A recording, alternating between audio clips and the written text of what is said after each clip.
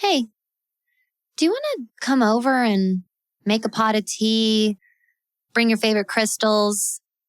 We could talk about our birth charts, spirits, the latest house spells we've been doing. Welcome to the neighborhood. I'm that witch next door.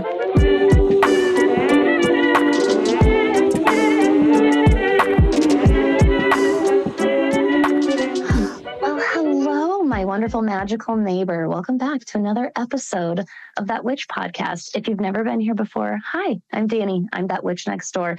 And today I am joined by another fellow professional witch and content creator. One of my favorite type of guests to interview, just because I think that this is such a new world that we're navigating as witches, virtually and on the internet in a professional sense. So Lilly Statham is here of Mystic Primrose. Lilly, would you say hello to everybody? And we have a little bit of a tradition. If you know your big three, would you share that with everybody as well? Oh gosh, you tested me already. The big three.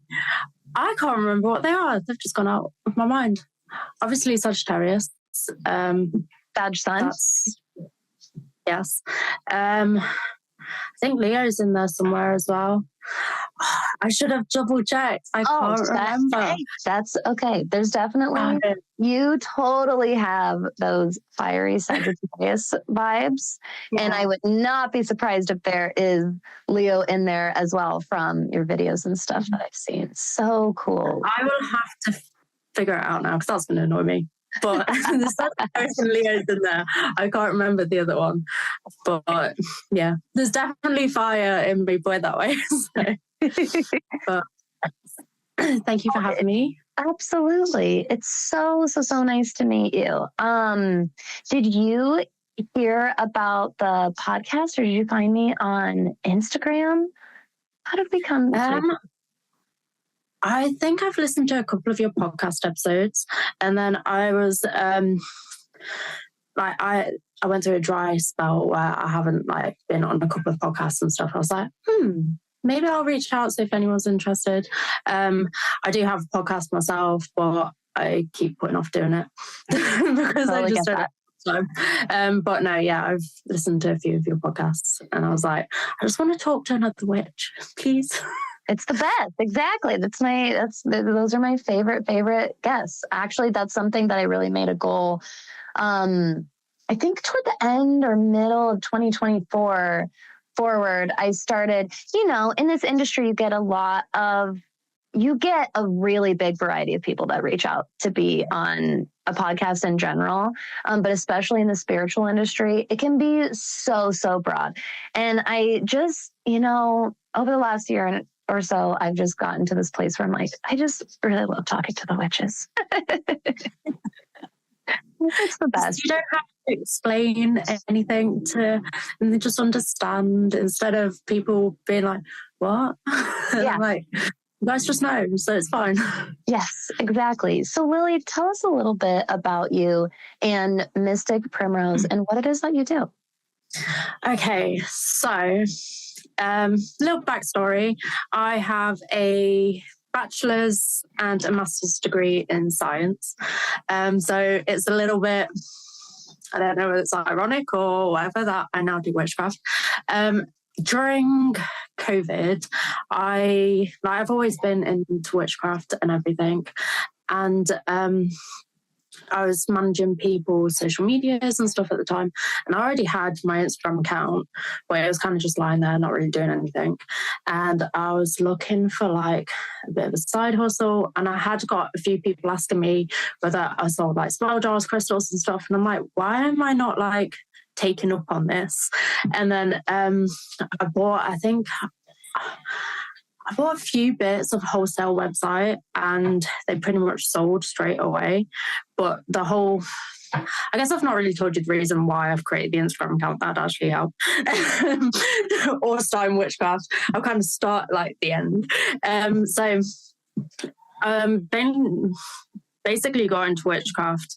I think I was maybe like 10 or something. I was always playing with like things in the garden, making like little potions out of flowers, and I'm pretty sure my mom hated me. She was like, stop picking them. I'm like, I have to.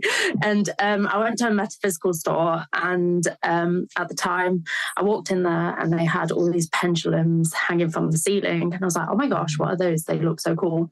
And she was like, they help you to answer yes or no questions. And at the time, I can't remember what year it was or what age it was. Definitely older than 10. I had a crush on a guy at school, and I was like, oh my gosh, it will tell me whether I actually ever date this guy or not. So obviously I don't even think I had that much money at the time. It was like pocket money. So I was like, yes, I'll take one of them. And obviously took it home. This thing became like stuck to me like glue.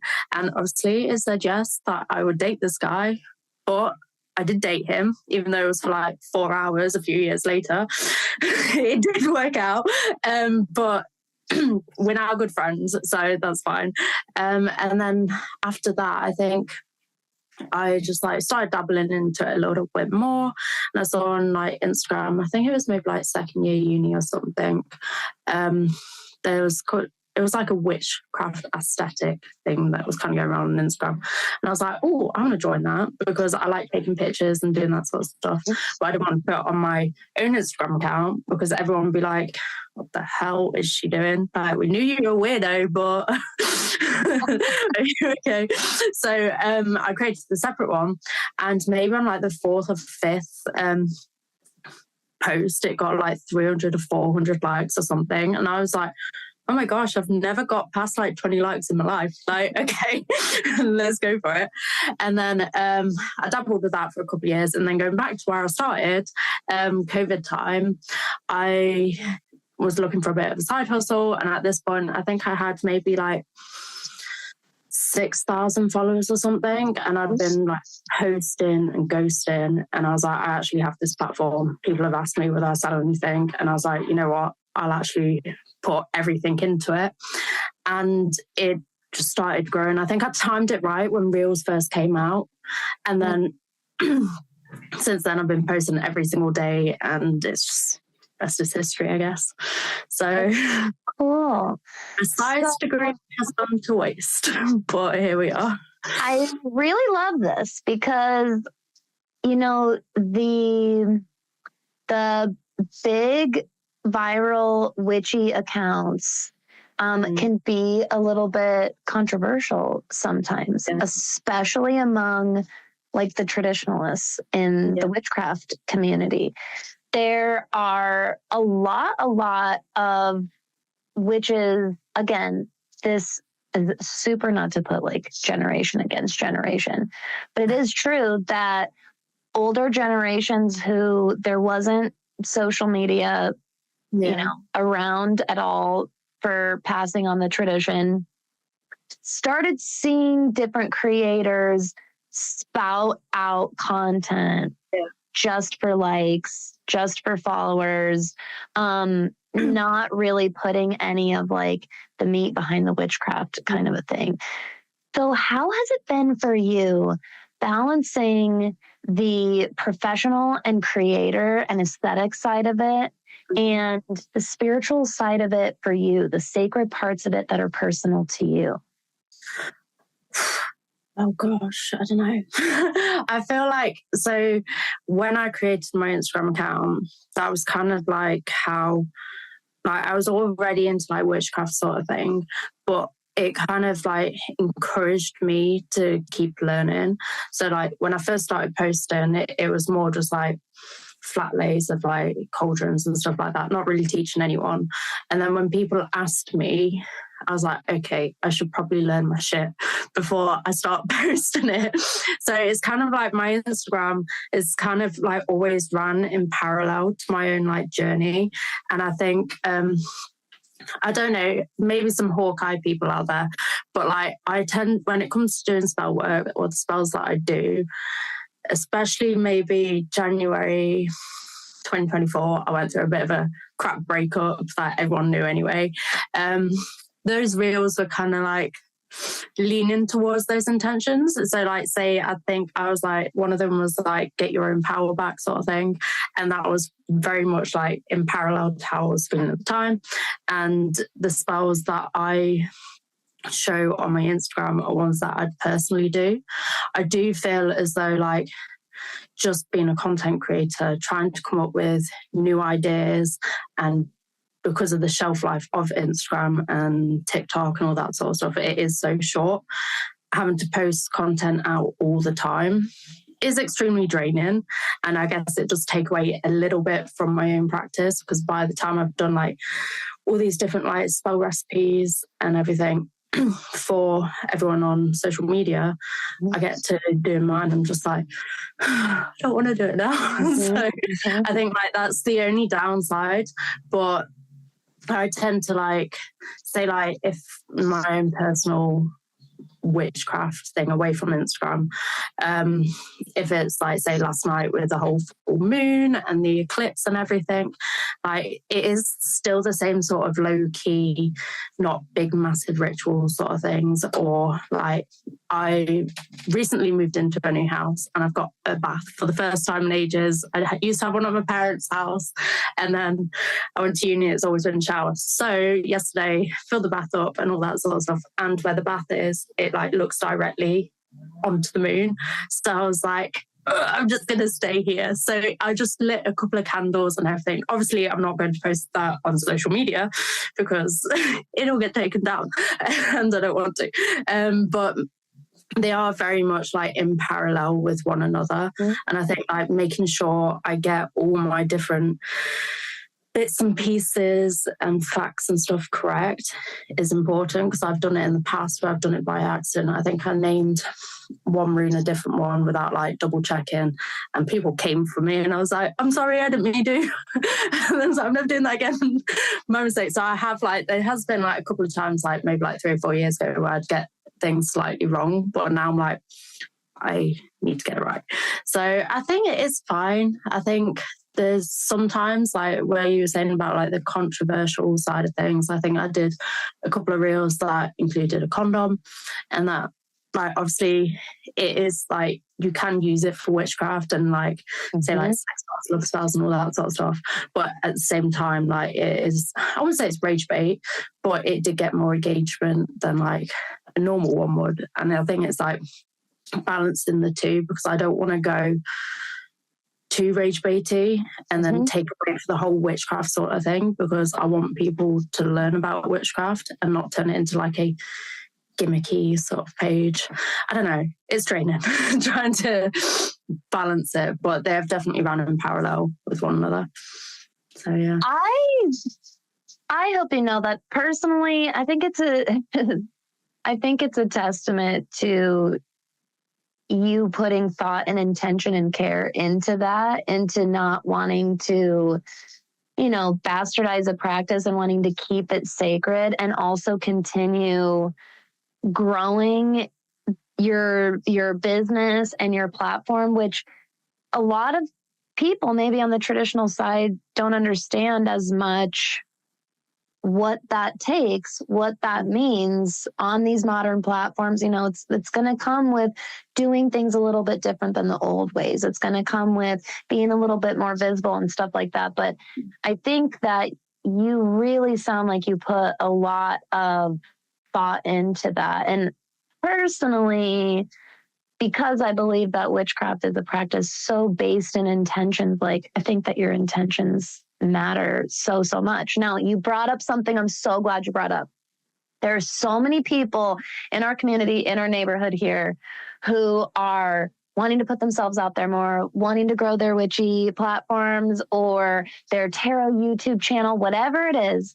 And as we all know, the biggest reason why we hold ourselves back is we're going to get negative feedback, or we're going to fuck up and people are going to call us out. I'm so glad you brought this up, because it's totally everyone's biggest fear, and why they don't post that video, why they don't post that picture or that tweet or thread. I don't even think it's called a tweet anymore. but from holding themselves back, not posting the blog post, whatever it is, I would love if you would tell us, just take us into the belly of the beast. What was it like when that happened? Tell us the raw parts of it, if it was hard and what it was like, because obviously you got through it. You're still here and you've grown on the other side. You said this was 3 or 4 years ago. So really let us know like the real story of what that is like going through that and how you got here. I think, like, I guess it's kind of, I've always had a thick skin because at school, obviously, I was, say, like the bullies and stuff, they'd always pick on me, but I'd never keep my mouth shut. So I probably asked for it as well. Sagittarius. And, like, they wondered, like, they'd come and bully me, and I'd be like, what are you on about? And then obviously it'd carry on. So I've always had like thick skin. And I guess like at the start, because I made my separate account, I didn't really want to, what's it called, post on my personal one. I guess I was just like, maybe a little bit scared sort of thing. I don't know whether it was like tendencies from like, I think it was because like people who like bullied me at school, mind you, I blocked them, they're still blocked. They've been blocked for like 10, 15 years. But I think like in my head, it was like, oh, they're going to be like, oh, of course she was a weirdo. She was always like that and all this sort of stuff. And then I kind of was just like, I think I just don't care anymore. Like, I think the first time I had a copycat account, I cried for absolutely ages. I'm like, people are stealing my content and all this sort of stuff. Someone's pretending to be me. Can you report it? And now there's like 50, you can't 60 do like anything. Yeah, exactly. I'm like, whatever, I'll just take it as like a compliment because clearly they see it's working for me. So they'll jump on the bandwagon. I'm like, sure, whatever. I don't care. And I think like, I don't know. I think maybe because I've always like been picked on a little bit. So like at school, like people would pick on me for having muscly legs and all this sort of stuff. And I think because I was used to it, I was kind of like, you know what, I don't care. Like, I genuinely don't care. And I think like Facebook is the worst. Like if I do really want to have a bad day that day, I will go through my comments. But at the same time, I'm just like, people are going to say what they're going to say, and there's nothing I can do about it. So there's no point me reading into it or getting obsessed over it, because at the end of the day, it's either they don't understand it and they've not got the knowledge to understand what witchcraft is, and they're just going off like old superstitions, or they're just in a bad place having a bad day. So I don't know. I think because I've always been picked on a little bit for one thing or another. I think it was like when I first put my dreadlocks in, geez, I got so much bloody stick for that. And I think because I'm used to it, I'm just like, you know what, I don't care. And then I think it was the Sun newspaper did an article on me. And at the time, still now, I guess smaller, but I lived in a very small village, and a village where everyone knows everyone. And this newspaper was in like the local supermarket that everyone uses. And I was on the second page of it, and everyone obviously knew who I was. And I was just like, well, everyone knows I'm a village weirdo now, so I might as well roll with it. And I just block it out. I think if I sat there and really thought about it, I'd get upset. But at the same time, I'm just like, people are going to do what they can do. Mm-hmm. I'm 100% always me. I'll never pretend to be someone I'm not and all this sort of stuff. One, because I don't have the energy for it, and I don't care about changing who I am. And I think because I've always been like that, I'm like, if you don't like me, unfollow me. I don't care. Whatever. Bye. So yeah. I think that it helps in a twisted, morbid way being a practicing witch, because you have to go through that experience long before you post anything on Instagram. And it is scary at first, or intimidating at first, or not even scary is not even the right word. It causes a lot of overthinking. That's probably the most accurate. It makes you kind of get in your head. It causes a lot of anxiety. It's like a scab though. Like eventually it just scabs over, and like you start getting desensitized to it. And I remember feeling so like I just had such tendencies to like hide it.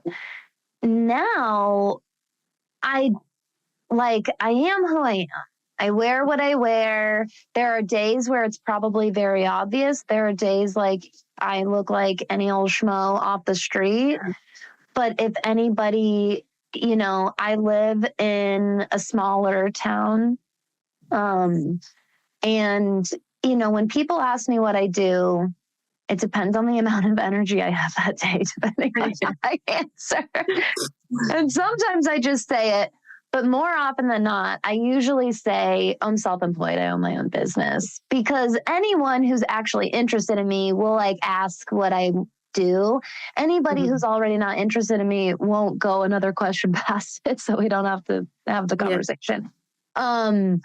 But then if they do ask the second question, if they do say, oh, what is it that you do? That's like where I filter people out, and I just go, oh, I'm a witchcraft and astrology instructor.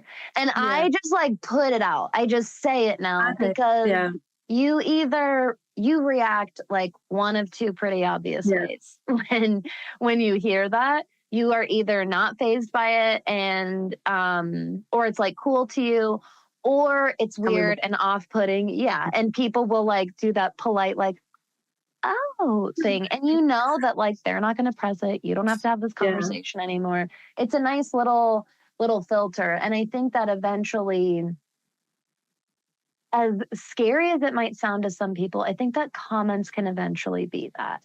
I know that comments are way, way more intense, because when we're face to face with people, we are so not likely to say the shit, horrible things. I'm the opposite. Well, I wish I had your birth chart now, because I'm like, well, I'm going to have to find it. I'll find out.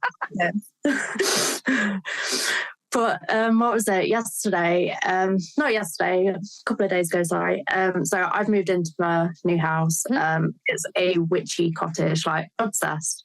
But I did have that conversation with my neighbour the other day, and he was like, oh, so what do you do then? And I was like, I'm self-employed. I do content creation. And he was like, oh, okay. I was like, I have like my own website and stuff. He's like, oh, what's it on? And I'm like, crystals. And witchcraft. He was like, oh, so you're practicing witch then? And it's like complete change. And I was like, yep, you will see me out in the garden under the full moon, whatever. So I don't know. I think I'm always just whereas in like, say, it's on social media, I'm like, I don't care. I don't know. Maybe I need to find a birth chart now. Maybe. And I think that part of it is, especially if you do have a Sagittarius sun, because people are so much more intense behind a keyboard than they are in person, it almost seems like you're like, I know right off the bat to like barely even take you seriously, because I know that half the reason you're only even talking shit in the first place is because you're behind a keyboard right now. And you wouldn't even say something like this to me in person. Yeah. And that is something that over time, I think like you do build a little bit of a desensitivity to like, okay, like whatever, and it rolls off. Okay, so I definitely would love to know more about bachelor's and master's in science and being a witchy content creator. So tell me, what drew you to your degrees? How do those play a role in your life, but really ultimately you as a practicing witch? I don't even know where to start. So, as all kids, I don't know, it's your mum and dad and stuff, they tend to shove you down one route. And my family and my friend's family and everything was all the university route. And the only subjects that I really was interested in was art and biology. And they were the ones I was pretty good at. And I think the other one was like geography as well. So I guess they're all kind of related to witchcraft in a way without me realising. And I don't know. I think like I've always enjoyed learning how things work. So like, say like, I don't understand how some people can like go throughout their life and things and then not understand how like their body works or why flowers or moons and all this sort of stuff do certain things. Like I don't know why. My brain just can't comprehend it. I'm like, why do you not want to understand how things work? What did I do? It's been ages now. So the masters I did was looking into bees. So essentially it's called lateralization, where their brain is either left-handed or right-handed. I'm trying to remember everything now. So with lateralization, you use your one side of your brain for certain things and then the other side brain for other things. And essentially bees do this, it's called a waggle dance. And essentially it tells other bees how far the like plants and flowers are and in what direction and stuff like that. And essentially it was looking at whether they were like left-handed or right-handed, depending on which way they like wiggled and did their thing. And I really did enjoy it. And I don't know, I think it's just because I like nature and everything, but I did start doing a PhD and then realised these people were a lot more obsessed with it than I was. And at the time, I always had my little witchy Instagram side of things, and I just enjoyed posting whenever. And it kind of, I don't know, I think because I'd been managing social media accounts and I knew how to do it. And mind you, the PhD was 6 years long. And I'm a bit of an entrepreneur, so I like the idea of like earning money and different things like that for myself. Can't work for anyone else. So I kind of I was like, I either carry on doing this for 6 years. Like, yes, I absolutely love what I do, but I'm not like as die hard as like other people on the course were. Like, I think what put me off was they wanted me to do like a 3-hour lecture on my subject. And I was just like, I cannot do a lecture in front of hundreds of people on a subject that, one, I'm not overly passionate about, and also like I am passionate, but not like to the extent of doing it for 3 hours. Also, just no, like I'm too terrified of doing that. But if it was like on witchcraft, then I'd be like, yeah, sure, get me up there, sort of thing. So I kind of just like, I think I stopped doing the PhD after like a year and a half, and then was like, you know what, I'm just going to push my witchy page and see what actually happens with that. Because like when it comes to things like this, I have to be absolutely and utterly obsessed with what I do. Yeah. Otherwise, I just can't do it. Like, so with like Mr. Primrose, I can do that every single day without getting bored, and like I'm probably unhealthily obsessed with it. But like, say with like, I was doing bodybuilding at one point, but because I guess it's kind of like with PhD, but because yes, I enjoy it, but because I'm not like absolutely obsessed with it, I just can't do it. So that's why I ended up going on there. I think my mum was like, at the time, she was like, you need to find a proper job. You need to do this. You need to do that. What happens if it doesn't work and all this sort of stuff? I'm like, it will work. There's no other opportunity. I'm doing this. It's going to work no matter what. I don't care. I've got no other option. So here we are. Still paying back my student loan, I think. But here we are. So cool. I relate so much to that path of being an entrepreneur. Yeah. Held my and still holds my like attention, like you said, so much better. Any schooling, any other job I ever had before this, I would always finally like wander off, basically, and call it the ADHD or not. But like I would eventually just be like, no, this, like, I can't, this is like another baby in my life. I can't imagine abandoning it. So tell us a little bit about like what a week looks like for you as a content, like what does a week running Mystic Primrose kind of look like for you behind the scenes? Honestly, it's been the same day for the past 3 years. I'm not going to lie. First thing, I'll just walk through it, might as well. I normally get up at like 6 or something like that. I sleep a lot because, I don't know, I just do.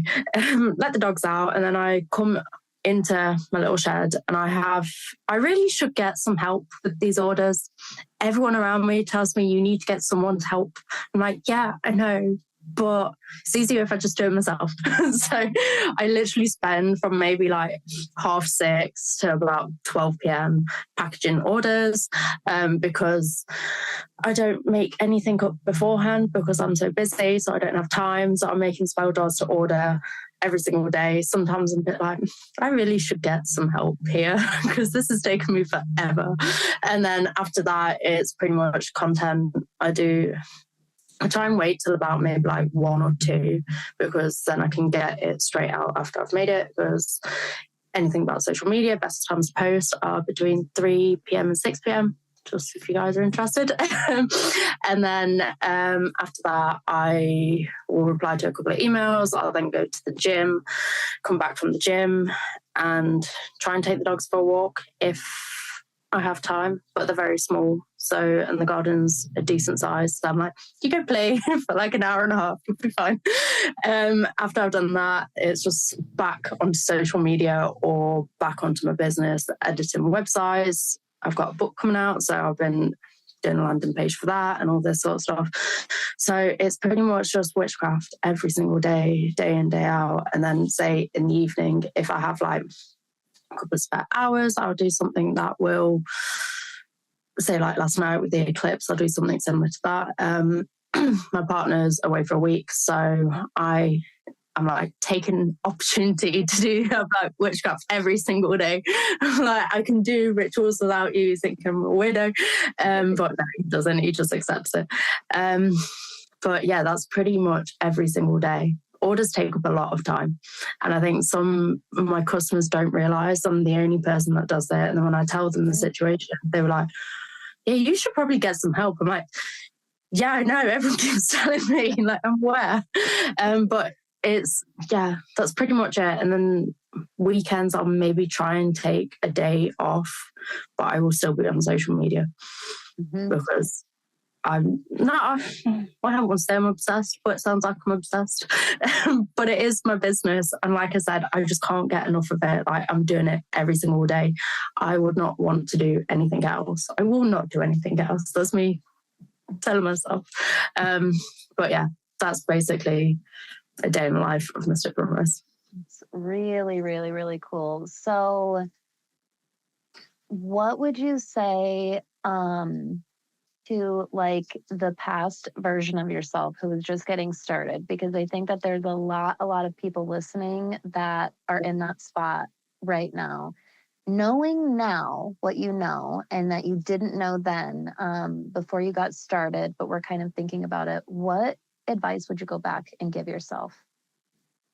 Why did you wait? Because I think there was maybe like a year maybe that I didn't post, and I think I was just in a bit of a slump, and still to that day I regret it a little bit because I'm like, how much more could I have grown within that year that I put things off?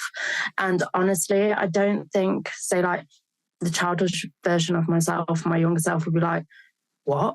Like you've always, like in my head, like as a kid, I was like, there's something more out there sort of thing. Like, I don't know what it is, but I want to like do it. And I'm assuming that is witchcraft. And then now I'm like, oh shit, there was something more out there that I didn't realize.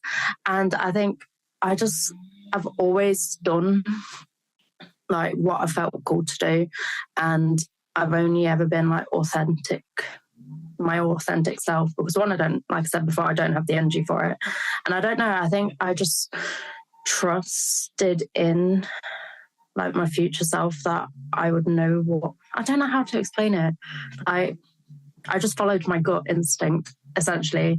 And I'm like, honestly, if I think about it, I'm just sat here like as if I've actually come this far. And sometimes, like, if you don't sit there and think about it, you can sit there and think, I'm not doing enough, I'm not further enough, and all this sort of stuff. But if you actually sit back and look at where you've come, like, I built the account from zero. I've got a book coming out. I've got orders. And I'm just like, this is that, like, I couldn't ask for anything else. But I think it's from trusting myself and just like, I could not go do a normal job. Put it that way. So, like, I don't know. I'm actually having a bit of like a revelation right now. I'm like, oh shit, okay. You've done a lot. There's a lot of accomplishment. And the way that you talk about your business is like, that pure energy of someone who feels fulfilled by their purpose, you know, like truly, truly. And honestly, I tell people all the time, you know, the phrase, entrepreneurs are the only people who will work 60 hours a week to avoid working. It's more than that. It's so true. But what I tell people a lot when I remind them why, you know, it might look and feel like it comes with the security of like a consistent paycheck, like this reliability. But there are certain of us who that like dead, empty void is so much worse. Like that hunger inside of you that needs purpose and meaning in what you do. That like starving that part of yourself is so much worse than the challenges that you have to face, especially if it's financially, like while you're getting started and growing or whatever. When you really, really feel like fulfilled by what you're doing and love what you're doing, as cheesy as it sounds, like it's literally priceless. It's so fueling and so motivating. It's why it's easier.